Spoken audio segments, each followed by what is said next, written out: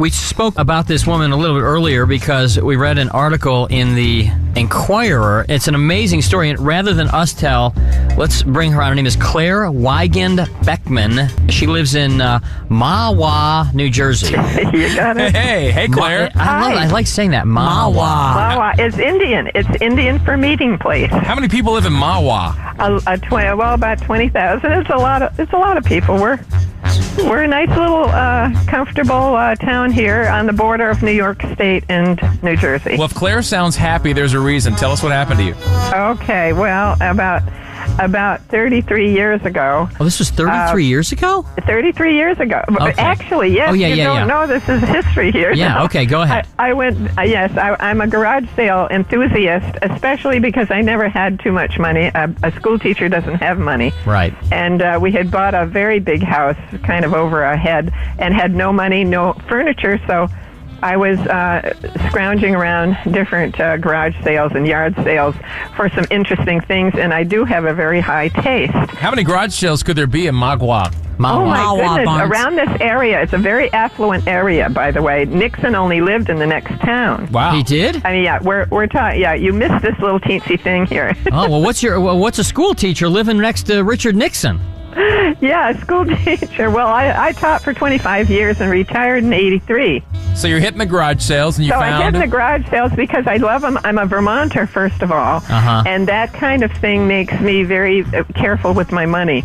And I had a little stash of $25 in my fist that I had saved so that maybe I could buy a nice piece of furniture from a garage sale, fix it up. I don't mind refinishing. Sure. And I happened to run across this on a Friday afternoon. I didn't even have the money with me. What was it? What did you run across? All right. This that I found was a small table. It looks like a half a moon. Looks like a semicircle. Yeah. It's a D-shaped table. And you bought this table. So she sold it to me, and because my family didn't really care for this kind of stuff, I had to leave it on her porch all weekend. Oh, no. Which today makes me shudder. What'd you pay for the table? I paid $25. Okay, $25 for the table, and when I turned it upside down to tighten the legs because they were so wobbly, I realized it had a label and it was signed by John Seymour of Boston. Well, not knowing who he was, I went to the library and did research and found out it was a big name. Now, why would you... Hold on a second. Now, if I did that and I saw a table signed underneath, I wouldn't even... I think, some guy signed the table. Some guy signed the table, whatever. Usually when somebody signs something, it means something. Well, I mean, my roommates signed their table, so I wouldn't take it home. I guess you artist's signature means something. So you must know a little bit about antiquing. Well, I did. You see, I could usually only afford the ticket to get into antique shows. This is how you get an education. You go first and you figure things out, and you listen and you learn. That's what you have to do if you have no money. Oh, see, listening and learning, that's where Barnes and I... Yeah, you live and learn, don't you? So you took your table. I just really thought this thing had style. I thought it's a total mess. And my friend who was a decorator said, it's not even going to hold a lamp. Are you going to pay $25 for it? I said, sure. I said, this thing is just exactly what I want for my living room. So... having researched this name, John Seymour of Boston, I realized this man, it was a very famous cabinet maker, and it was made in 1795. Wow. So this is when he was doing it.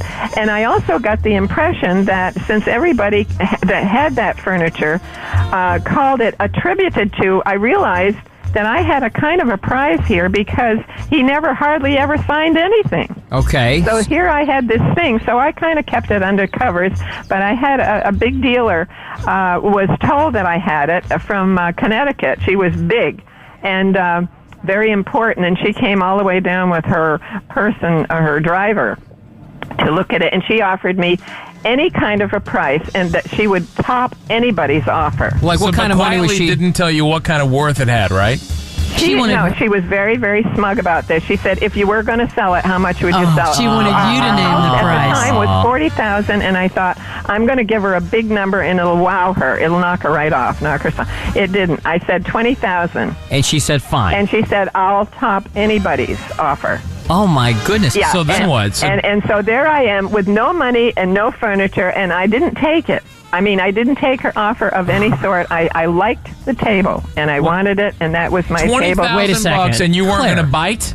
No, I didn't care if she was offering me, anything. But for wait a minute, you had no money? That was in 1965. Wouldn't you ask, why would you offer me $20,000 for a table? No. You had, in the back of your mind, you had to have known it was worth more. You absolutely, what you do is you automatically know. What she said told me a whole lot. Okay. That it's worth at least 10 times. So I kept still also, but I said I'm not selling it, and she knew I wasn't going to sell it. But at least the bells went off in your head knowing I've got something. I said, well, I here. really have something, and eventually maybe I can put one of my kids through college or buy a little house on the ocean, So then where did you take it? Let's go up to present day when you went to Chubb. Present day. Okay, I had it all those years, and when I had thought of taking it to the White House or to the White House. To the White House, and it belongs in the White House. You were going to just drop it off on Pennsylvania Avenue? Yeah, I was going to talk with those people, and these are things I had options to do in my mind. And the other option, if I wanted money, would be to go to Israel Sack Inc. in New York, who are, well, the Pope is the next highest thing after him. So, Israel Sack, you want to remember that name Israel because Sack. he is very, very big in antique world. Okay. But I didn't do that yet because right at that time, Chubb had decided to do something with this Antique Roadshow, which England has had for 20 years or more. We've had Chubb on our show. Very nice. Yep, and that was a good idea. And not only that, they came to New Jersey.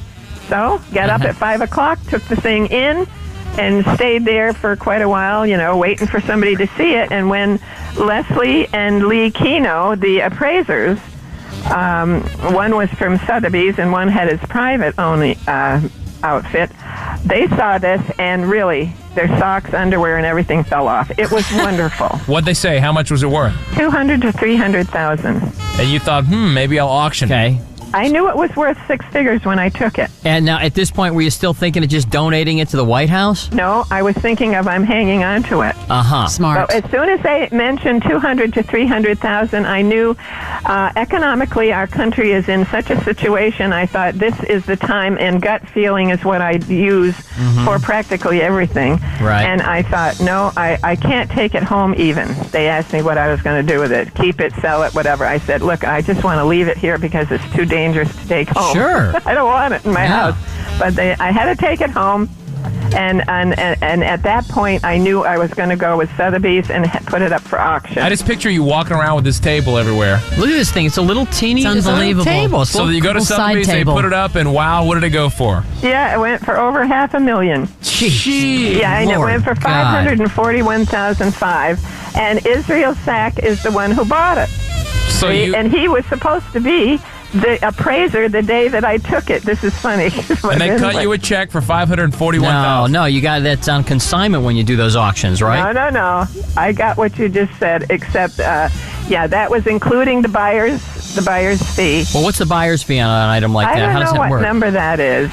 Sotheby's gets the percentage, it brought right? it up to $541,500. And see, they had gotten in a bidding war.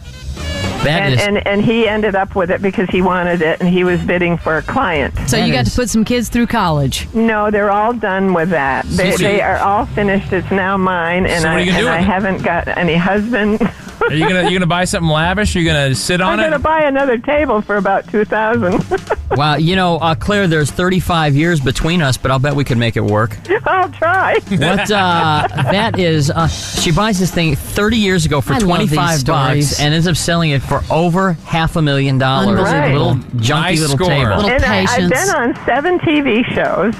Look at you go, Oprah, girl. And if I'm allowed to mention these things, Oprah and Good Morning America and a whole slew In the of other Morning ones. X. In the road show, I just found out my segment not only was shown here, but it was shown in Wales and England. And Wow. Claire, you're a big star now. I'm a celebrity. You are phenomenal. I think it's a riot, and I love it. I love it, and I have so much fun with this. You're still going to yard sales, I presume. I spent one whole day, Saturday, helping my friend with hers. And you're going to take that $500,000, and your kids are out of college, so we still don't know. Are you going to buy? Did you buy a house? Did you? Oh, no, I invested it. Oh, okay. There you go, Claire. I'm a very shrewd Vermonter, let me tell you. you. Seems like it. You sound very... There's nothing worse than a Yankee trying to hang on to money. Sounds kind of Martha Stewart-ish to me. I picture you in a nice garden, with I love it. And I have a beautiful garden, and I have a beautiful home. Right. Yeah, Vermont, that's a beautiful part of the country. Yeah, come on up. Whenever you list the shows now, you list the Morning X, you say, I was on the Morning X, then you say Oprah. Yes. The Morning X in Atlanta. What? The Morning X in Atlanta. Just remember that, okay? The Morning Accident? Yes, exactly. The Morning Accident. We are the Morning Accident. Exactly. What's that mean? That's just perfectly our show. Right. The Morning Accident. Oh, well, I love these shows. Well, thank you, Claire. Thanks, Claire. And I enjoyed being on here, and I'll answer any other questions you want. All right, thanks, Claire. There we go. Okey-doke. I picture Send her. us some And money. keep going to your garage sales, please. Yes. Leslie. They're fun. Look Claire, at just send us like $10,000 a piece. this picture Okay, of Claire. so that's all you want? Look Yeah. at how beautiful she is. If you're in very, very bad trouble, see that I expect to help people who are in bad trouble. I am in trouble. I need a deck on the back of my house. Oh yeah, well that's not trouble. Yeah, because the grass is way too... I can't walk in the grass. Okay. Thanks, Claire. All right, Okay. Claire. Nice meeting you. Thank you very much. Bye-bye. You're listening to the best of the Morning X. You can also catch it on the Morning X podcast, wherever you get your podcasts, or at 99x.com.